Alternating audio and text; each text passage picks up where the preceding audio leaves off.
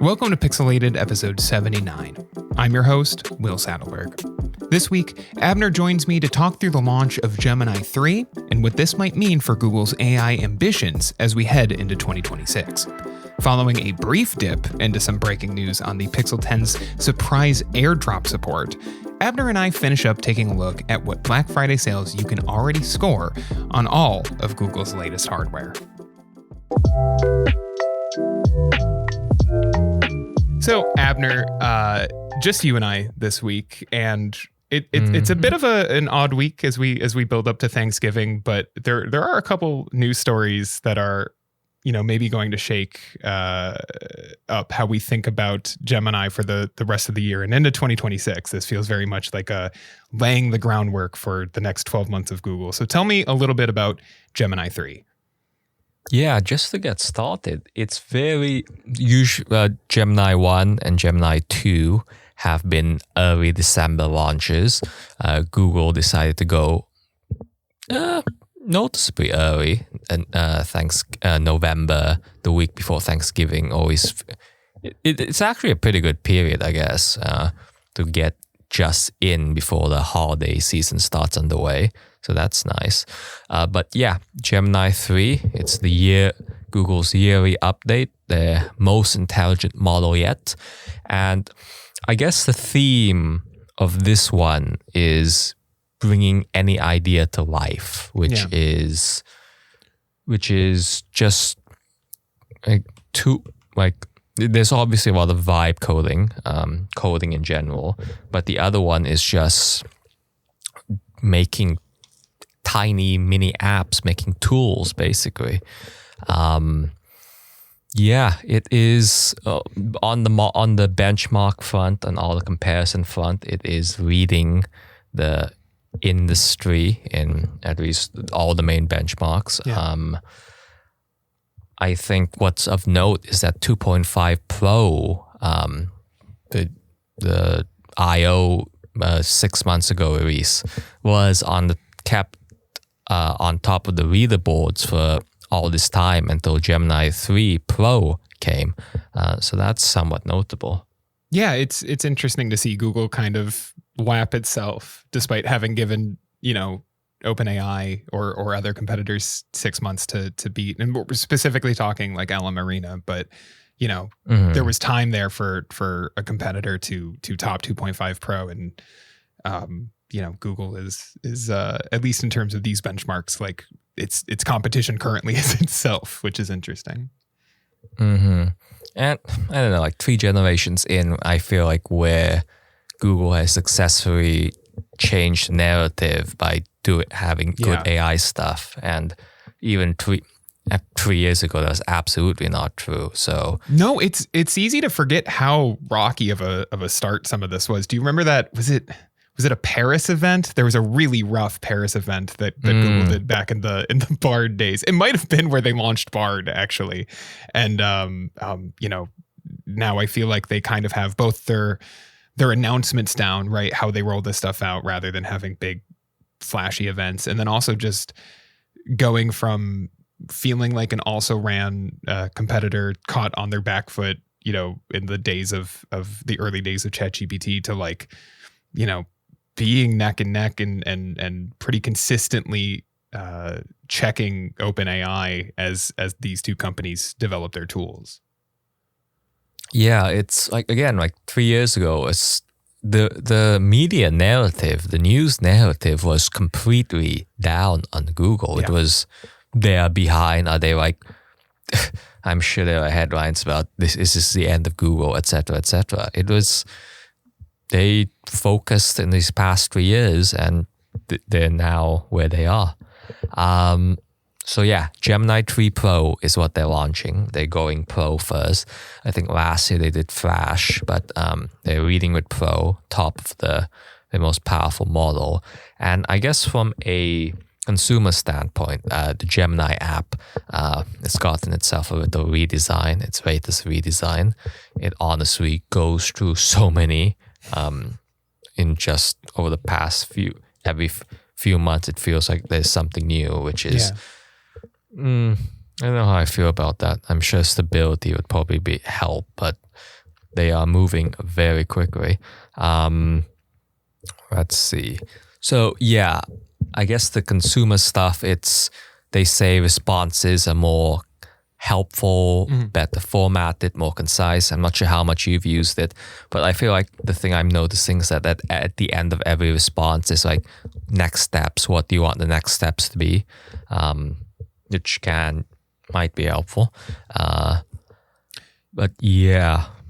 Yeah, it's one of those things that I feel like it's difficult to immediately feel a difference. This feels in some ways like sort of an O1 change, if you're comparing it to Open AI, right? Just in terms of like it's very focused on thinking through answers and coding, and that was very math problems. Like that was very O1 model for OpenAI. But at the same time, like I also the handful of answers I've had with it so far have been like have felt more detailed or more topical or backed up a little bit more by facts. And one of the changes that they were pushing, that Google's pushing with this is, we're going to make it a little less like flattering to you, which has been like one of my most frustrating elements of these tools, is that I don't need them to be my friend. If I'm going to use it, I want it to just give me an answer. And if it can't give me an answer, I want it to be like, I can't give you an answer, rather than like just trying to pretend it can. And I don't know if that's fully solved here, but it is at the very least closer to the tone and the level of response that I want, of like, no, here's the information that you need. Here's like details. We've dated more specific things. And I don't know. It's just like, these, I don't know. What should the personality of Google be? Right. I would just say, from the context of like decades of Google search history and Google search answers, I like it when there's like a knowledge graph panel that just says the answer, that just shows the weather, which, yes, Gemini does that, but for other stuff, I just sometimes want an answer. Yeah. But at the same time, it seems very clear that people like everything in a sentence, which, well, we'll talk more about that, but historically it does feel like people prefer it phrased more personally, and that's honestly just such a shortcut to feeling like these are AI assistants, AI robots, or a person giving you the answer. Yeah. It's a real interesting shorthand strategy. Yeah, it sort of, I don't know, the more laid out information and the more I have the ability to see what this model is doing behind the scenes, and like being able to peer at every step of its process, I think only strengthens your reliability on these tools to know what's going on in terms of where it's pulling data, which like that is, hallucinations kind of remained like the biggest hurdle in terms of me really building any kind of like serious workflow around these tools, is just being nervous that like, you can catch a lot of hallucinations if you are of expert level, or you have some level of knowledge in terms of what you're doing. But the second you leave that, you're kind of on your own, and you're going to have to, at least for me, like fact check anything that you're being told that you don't have any basis in, right? Because when I do know things and I see wrong answers, it's like, okay, well, I've spotted this hallucination, and so like which ones am I not spotting? Having that ability to both have Gemini now a little less flowery in its language, and then also these like in-depth documents that are also pointing you in new directions, I think it's all just like a good improvement, even if it's not, the hallucination-free existence that would be great if it can ever come to fruition, which, jury is out on whether that's possible or not. But yeah, I guess just go back on the history a bit. Yeah. I do feel like that hallucination rate was partly the reason why Google did not think LLMs as a technology was ready to go wide. And honestly, I'm probably in the same boat of like, I'm surprised people accept this amount of hallucinations. I know we're 5 years into this, and I think this is now a moot point in terms of society, like recognizing what hallucinations are, if not accepting it in. Maybe not. Maybe I was going to say accepting it into the culture. Maybe that's a bit strong, but hallucinations as a thing is a technological term that people are very familiar with. Yeah, and from just like a culture standpoint, I'm surprised how that has happened. Yeah, I guess it's just one of those things that when everybody is trying out these tools, right? Like even if you are deeply anti-AI and you've probably tried Gemini at least once or activated it on your phone. Everybody or something. has tried it. You've tried it, and like, so I do think it's just one of those things where, it reminds me of like learning, how the internet worked when I was younger, right? Or like yeah, that's a good point. That's very good. You just catch on to these things of like, oh, okay, well, if you're going to use this tool, you have to know about hallucinations in the way that, like, if you're going to use social media, you have to learn about, I don't know, phishing attempts or something, right? Like there's all these little like pitfalls that come with any new technology. And I wonder if like hallucination, like just knowing about that is the thing you need to know to properly use these tools, or it's more than knowing. It's also accepting. I mean, nobody wants a wrong answer, but at the same time, people clearly have a tolerance for this. Yeah, and they do. That is really, I guess, unexpected from it's still unexpected to me, but again, like people have clearly accepted this, and it is the norm. So that's the world we're living in now. For better or worse. For better or worse, yes. So yeah, I guess more on Gemini 3 Pro. In the Gemini app, I think one of the most interesting things that stand out to me is generative UIs, generative interfaces, wherein your generative response is met with a generative UI as the best way to showcase stuff. So I think the example Google gave was there's 2 Gen UIs in Gemini right now. The first one is called Visual Layout. It builds, I'll just quote, immersive magazine style view complete with photos and modules. The example Google used was plan a 3-day trip to Rome next summer. And you get these UI interface filters, basically. You get filters to pick whether you want a leisurely pace, a slider to set the pace to what you're interested in, like art or food or whatever. And it just lets you customize the response without having to specify it in the prompt. And to me, this is like getting closer to. The other thing about AIs that surprised me was how much people are willing to read, how much they're happy with text-heavy interfaces. And this, to me, addresses some of that. Yeah, it also brings us closer to where I see this kind of tech going, which is that eventually it will just sort of you won't really open the chat bot so much as you will open Google's itinerary tool, right? And like it will be a little bit more streamlined and specific in what it's doing, and in terms of, and you'll still be able to do it through Gemini maybe, but like this sort of UI of like, don't worry about having to type all of those words into a chat box at once, or having to modify your prompt, or having to be more specific in a follow-up.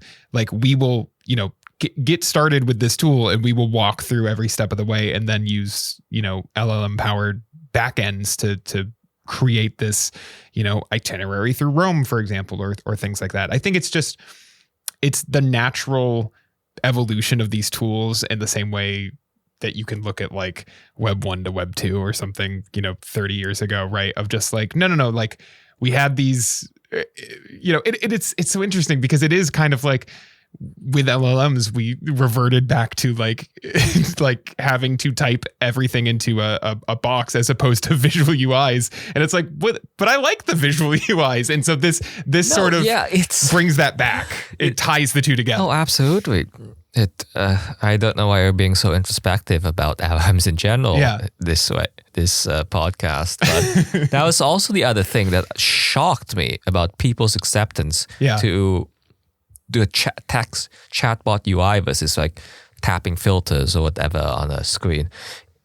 I don't know, to me, a blank box always feels daunting. And I always felt, I was always surprised that people appear to innately understand this interface. Yeah. The counter argument is that you're just supposed to ask questions how you would to another person. Right. But at the same time, we have decades of the internet of search, like training us how to best shape our question, basically. Yeah. But it's a lot of unlearning that, and it has been, to say the least, pretty successful. Yeah, well, and not to get too far away from the Gemini 3 of it all, but like to me, it was always frustrating because, you know, yes, to your point, the idea of these chatbots specifically is that you need to, type. You're talking to it like it's a friend, but a friend would have levels of context, whether it's personal or even just historical, that you're talking about that these LLMs might not initially have if you don't give it to it. So yeah, you talk to it like it's a friend, but you also have to be like, you have to give it basic information that a friend would probably already have about you. And to that end, I think the visual layout of Gemini 3, to bring it back to that, like sort of helps with that, where okay, you're not going to give it maybe all the information it needs up front, but it's going to prompt you to do that. And it's going to do it in this way that doesn't feel like it's asking you a bunch of follow-ups that you need to type back in, but it's going to give you these, here's a bunch of boxes that you can select from, like, and this will give us the prompt in the background, but you don't need to know that you're essentially typing all of this into a box. I don't know. It's smart. It makes me want to use these tools more because as a, long time quote unquote search power user, I've been frustrated by the switch to LLMs because I don't want to type 200 words. I like knowing search shortcuts and and ways to find what I'm looking for faster with as little input from me as possible. And that's not what LLMs have really been about up to now. But I can see this visual layout as a move back towards that sort of, will prompt as little as possible. Yeah, and I guess the other highlight about the Gemini 3 Pro and the Gemini app is Gemini Agent. It is taking Google's work on Project Mariner, which is a browser agent, and adding it to the Gemini app. This is just for AI Ultra subscribers right now. But I think, so yes, this can browse the open web for you. But I think what's a bit more interesting is that it can, given its Gmail integrations, its calendar integrations, it can manage your inbox by making an inline UI within the Gemini app. So let's say it can give you 5 messages that you might want to archive and mark as read. And if you agree with those suggestions, you just press a check mark next to each of those 5 messages, and then it archives it for you. You can reply inline into Gmail, inline within the Gemini app to Gmail, and send an email message. So yeah, that kind of stuff.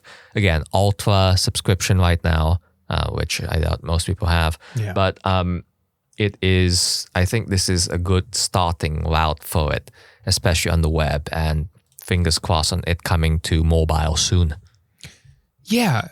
I'm waiting to be bought into the idea of agentic AI. Nothing I've seen really. It needs to happen on the smartphone. Absolutely. I think 100%. So. It needs to be a thing that is not, I'm not thinking, but like, I also, I want to be told what this is for.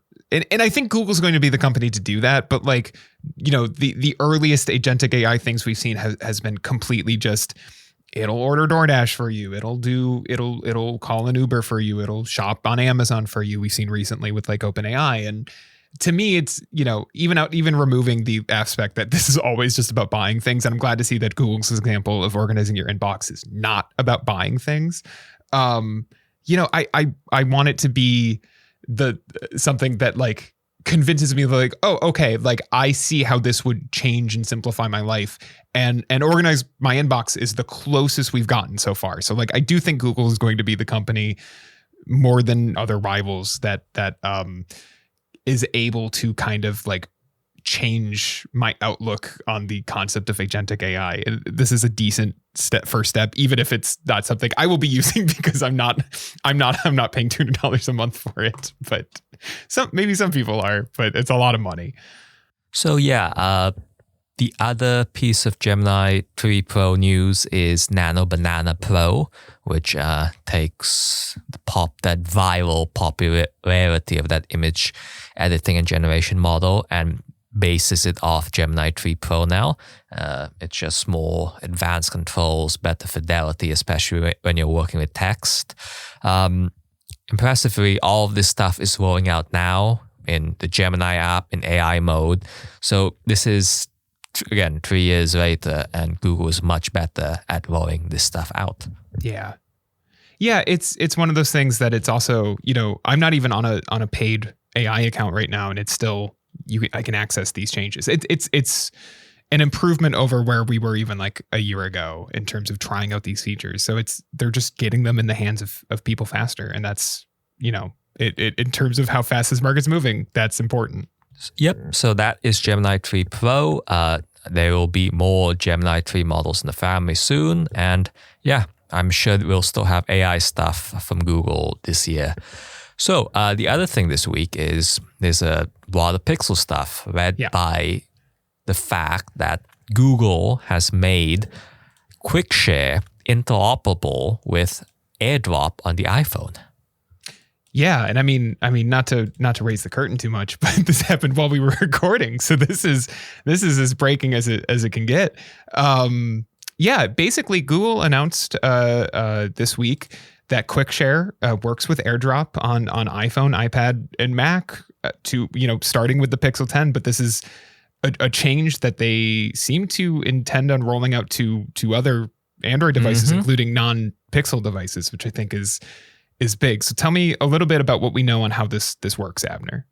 So at the high level, it's meant to be very simple.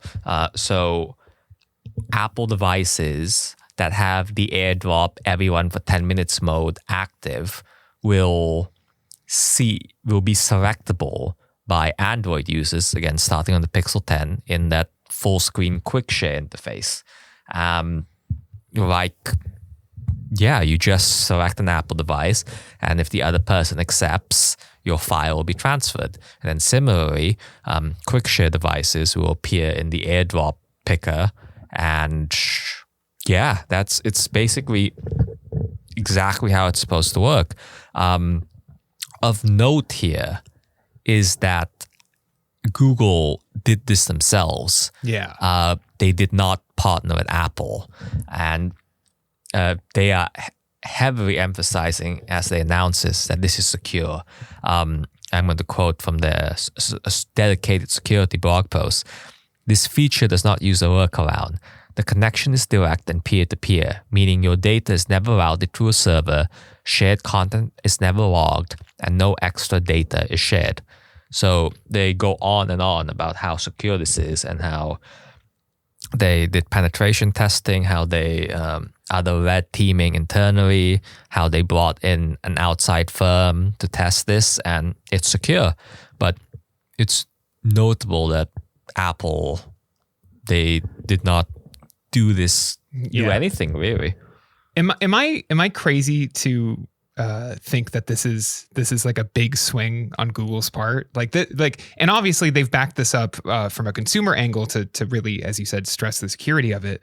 But Google and Apple have been kind of getting along lately. There's all those rumors about these two companies striking a deal for Gemini to serve as the LLM backend on the iPhone, and we've seen RCS kind of build a bridge between these devices. And yet this is a swing that it has no partnership between these two companies whatsoever. It's unclear if Apple knew Google was announcing this today.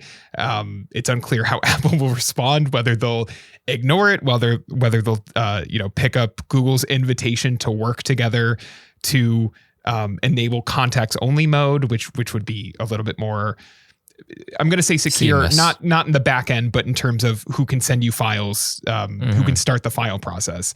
Is this going to be a thing that Apple, reacts negatively to? Like, I really don't know. I could really see I feel like working together is the option that is the path forward that is the least likely to happen, just because Apple sees AirDrop as one of its benefits to being in its ecosystem. And obviously if that goes to not just the Pixel, but all of Android, that sort of falls by the wayside. But I could kind of see them just ignoring it. And I could see them trying to work to close this down. So I don't know. What do you think, Abner? Where do you think this feature I probably goes? think it's hard to close down on, the way they're phrasing this in their security blog post, that it's direct, it's peer-to-peer. Yeah. I'm sure in the coming days you'll get a breakdown by people testing and seeing what there has to be an element of the Android device masking itself or giving itself as an identifier, a different Apple line identifier. I could see Apple taking issue with that. I don't know if these identifiers are generic for a specific device class or whether they're unique to the unique to each device, each user, each session, that kind of stuff. And whether, we don't know. I'm sure we shall find out soon. But if it's, I could see Apple shutting it down from a security standpoint, from their quote-unquote security standpoint, because that's the way they are over control. See the iMessage thing, however long ago. Exactly. Though that said, that always felt giving anybody your Apple ID was always oof. But this feels, this is different from that in that regard. But the other option, like you said, would be ignoring it. And yes, it is, they are losing some lock-in. And by them not wanting to bring iMessage over to Android ever, that could be something. But at the same time, file sharing is, I don't think that's the hill to die on. No, I agree. It's not as big because obviously anytime we see something like this, right? And we even saw it sort of recently, although it hasn't shipped yet, with OnePlus saying that Oxygen OS 16 can work with Apple Watch, though that hasn't rolled out yet to my knowledge. But it's more, the two that it brings back to the two events this reminds me of the most is, and this is, recent memory, it's Beeper and it's the iMessage on Android, I don't want to say gimmick, but approach of like Beeper worked for 3 or 4 days and then kind of came back and then never really came back and is its own, separate app now, away from the iMessage stuff. And then going way back, it reminds me of, I'll never forget this drama of the Palm Pre and its iTunes integration, where it would just, Palm would find a workaround, Apple would squash the workaround, Palm would find a workaround. And so, on and on it went for 6-8 months or whatever. Obviously, this leans a little bit more in terms of the bigger picture of it on that side of things, right? Like I think iMessage integration on Android was a much bigger deal than being able to share files, as you said.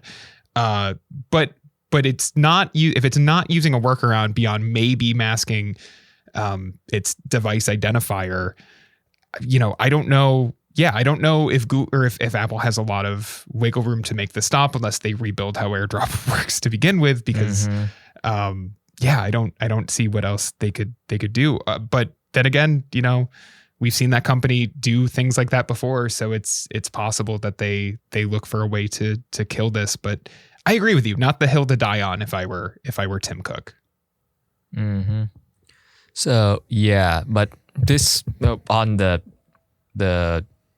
end user side, I think this is a win. This is absolutely this is huge. A win that people use it immediately. Yeah, it's because like I don't know. I mean I can't speak for you, but anything that allows any device in my life, whether it's something I own or something a friend owns, to work better together, is regardless of platform, is good in my book. And like I can't say I feel like I don't use QuickShare or AirDrop very much, but it is because I have so many things in my life that are not I'm not locked into one ecosystem personally. And I even on the Android side of things, like you still have those moments where I have a MacBook floating around the house, right? Like I have these things where it's like, oh, okay, well, like Android on laptops isn't a thing yet, so maybe then. But there's these elements of, well, I would use X service, but I have Y device that doesn't work with X service, and so on.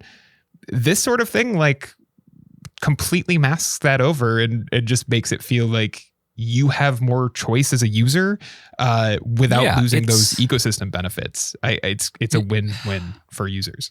Okay, you can obviously send people stuff in messages. Yeah. You can obviously do Drive, but all those sharing methods leave a footprint that I just like. It's a one-off thing. I don't care about a history being logged or whatever, or it cluttering up my history.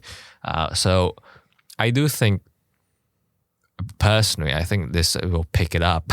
Just as a tangent, the flashback I'm getting to is like early iOS era where somebody made that bump app, I think, where you could bring it to somebody, bring your devices close to somebody, and it transfers. Yeah. And obviously Android had the NFC sharing thing, Android Beam, which was killed.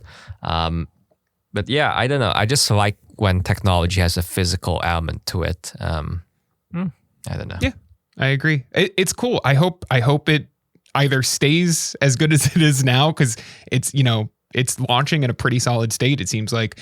And I hope Apple does work to get this, functioning better if that ability's there. But we'll have to wait and see what they do. So that's QuickShare. I'm again like this is a great time to launch it, heading into the holidays and all that. So speaking of holidays, holiday deals are upon us. It's a global holiday, Black Friday, isn't it? It's the at one this point, true global holiday. It's sort of separate outside of it's weird because obviously it's the day after American Thanksgiving, and it's the kickoff to the Christmas shopping season, like more traditionally in the US, and now it's just like, oh, Black Friday, that's as you said, it's a shopping holiday for everybody. It started on Thursday, the week before. I've been getting emails on early Black Friday deals since before Halloween. So, at this point, once the leaves start to turn throughout the US, you will start getting those Black Friday push notifications on your phone. In the case of Google in the US, you have $200 off the Pixel 10, which you've been using, $599. That's a solid deal. Yeah, it's a deal that really helps the 128 gigabyte controversy feel a little bit more manageable when suddenly that phone is back down to $600 or $700 to upgrade to 256, which is a move I think anybody buying the Pixel 10 should do. It's a little bit easier to stomach, and at even if you go with the cheaper option at $600. No brainer if you're in the market for a new phone. I mean, I honestly sent, we saw this price kind of soft launch on Amazon a week or two ago, and I sent it immediately to one of my friends whose Pixel 6 just gave up on him, and I was like, here you go, like here's I told you there'd be deals, here's your deal. So, it's highly recommend. But I mean across the board, the Pro starting at $749, the Pro XL at $900. And the Pro Fold at $1,500, all of those are like, they're pretty big discounts for a phone that is, and that's nothing new, but it is nice to see that despite the the stress towards being a little bit more of a traditional flagship rather than a budget oriented flagship for Pixel, we're still getting these like big Thanksgiving discounts, big Black Friday discounts. Yeah, and it's definitely aided by the fact that the Pixel already launched in August. The earlier timeline definitely helps make deals more likely. As you were saying, there was a soft launch of these deals like in the first week of November for a week. Yeah. Google discounted. That was very weird. But yeah, these are probably the deepest discounts of the year. I don't foresee Google dropping lower than this. And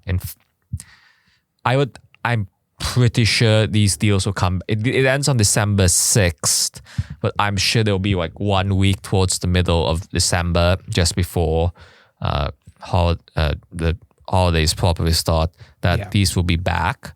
But in terms of buying, now is a good time as ever. Like maybe you get $50 more from Amazon close to the holidays, but I don't foresee anything else more substantial. Yeah, an Amazon gift card bundle almost seems more likely, where you pay the $600, but then comes with $50 of Amazon credit or something. And even beyond the holidays, I wouldn't really expect to see these prices beat until, March end of next year. Yeah. Like you're going to be waiting a bit for something even cheaper than this, really. So like, yeah, if you're in the market and you've been patiently waiting since August, like this is what you've been waiting for. Your patience has paid off. Mm-hmm. So, but this is the first discount, the Pixel Watch 4, which of course launched later in October. But $50 off Wi-Fi, $100 off LTE. Not bad. This is the pretty standard discount, so it's pretty straightforward deal. I don't know, upgrading a watch yearly, I know does not make sense for most people, but at the same time, it's literally on your skin every single day. Yeah, it could be more expensive. Yeah, I know you and Damien have sung the praises of the Pixel Watch 4, but I do want to shout out that for $200, if you're after a larger Pixel Watch, the 45 millimeter Pixel Watch 3 at $200 is like a great buy. Like you're not losing that much to save, to almost cut the price in half. It's a good deal. So I would, if you're new to wearables or you're not really sure if it's, a thing you want to invest a lot of money. Please get this and not like an original Pixel Watch. Oh, yeah, for sure. That is out the window. The Pixel Watch 2 is, I don't know, it's still fine, I guess. But yeah, so long as you're okay with the smaller screen.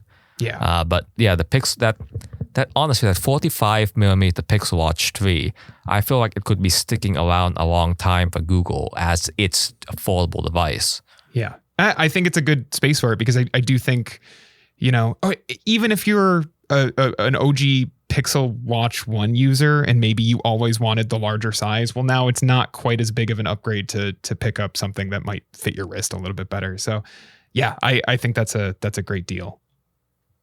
Mm-hmm. So you have the Pixel Buds stuff, $100, as to what you were saying earlier during a review that it should have probably just been $100, the Pixel Buds 2a.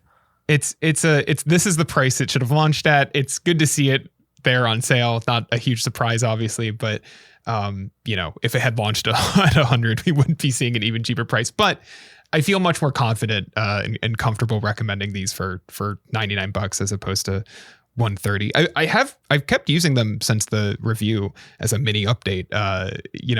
I still think they're just okay. I like the sound on them. I think it's like a decently balanced sound, but every now and then I will, this happened earlier this week. I was using them to work out in our basement, and my fiance came down the stairs, and I had pass-through audio on, and I thought I didn't. And I was like, oh, you're actually just really muddled through these. Let me take them off. I thought I was like, oh yeah, I must not hear you because nope, that ANC was not on. So yeah, it's okay. It's not terrible, but you can get much better at $100. I think it's a decent deal. Yeah. But yeah, those are we know Black Friday. Yeah, don't you know? If we're gonna give buying advice, I want to also say, $250 for the Pixel tablet. I don't think people should buy that. I know it's not a bad deal, but the Pixel tablet was not great when it came out, and it's 2.5 years old now. I would shop around, and see if you can get a good deal on like a mid-range Galaxy tablet, but yeah, I would stay. That's my one don't buy is probably the Pixel tablet. Yeah, it's end of the road for that. Yeah, unfortunate. So, yeah, it's Black Friday. It is here already. Well, let me ask you this, Abner, to wrap up. Maybe do you have your eyes on anything? Google or not Google? Are you looking to buy anything next week on Black Friday? But the thing on my bucket list, which I don't need and probably speaks to over preparation, is like a large solar panel, like portable solar panels, and the biggest possible portable battery. Yeah. Like the thing that you wheel around. Listen, as someone who will say on record that a generator saved his life during a blizzard, not a terrible idea to keep some kind of battery backup around that is big enough to be used for actual appliances in an emergency. It's not a bad buy, because we were without 3 years ago during the Buffalo's blizzard of Christmas 2022. My house didn't have power for 3 days, so. It's thank God for the generator we had, because otherwise I don't know what we would have done. How about you? Anything catching your eye? I'm so bad about just kind of buying things when I want them. It makes me, much like my father, a very difficult person to shop for. I've been told that if it's something I want and I convince myself that I need it or that it'll fit my life, I will just pull the trigger on it. So no, not anything specific, but I'm open to seeing the kind of deal that surprises me. I'm mostly hoping to use it to get a start on my actual Christmas shopping, because I have not done that yet, and I shouldn't. We're a month away, but for some reason my brain is like, maybe it's all those early Black Friday deals, but it's like, you're behind. You haven't started yet. You're never going to catch up. So there's a lot of like tech specific stuff that I know like my parents specifically have asked for. So for me, it's kind of just keeping an eye on like, do I want to buy like the Google TV streamer for $75? Is that like a good streaming upgrade for my parents? Stuff like that. So not so much for me because I have upgraded a decent chunk of my gear this year already, but certainly for loved ones in my life. Gotcha. So yeah, those are our recommendations. Yeah, it's not a bad year for sales, especially with the tariff question up in the air constantly. Like it is good to see that these sales are, at least right now, continuing onward, kind of on the large company side, unopposed by tariff madness. So always good. And that wraps it up for us this week. No show next week, I believe, Abner, right? We're taking the week of, not the entire week, but we're taking the week off for podcasting, because we would have to record this on Thanksgiving otherwise. So we will be back. Oh my God, first week of December. Wow, yeah, this year has flown by. Late December. But yeah, I mean, with Gemini 3 kind of laying the groundwork for whatever's next, I imagine there will be some kind of Google surprise in December, as there often is. So who knows what it'll be. Damien will be back then to talk about whatever's in the news. But until then, we'll catch you in the next one. Bye. Bye. Thanks for listening to Pixelated, a 9to5 Google podcast. If you enjoyed the show, we ask that you rate and review it on the podcast platform of your choice, and help spread the word by sharing the show with friends or on social media.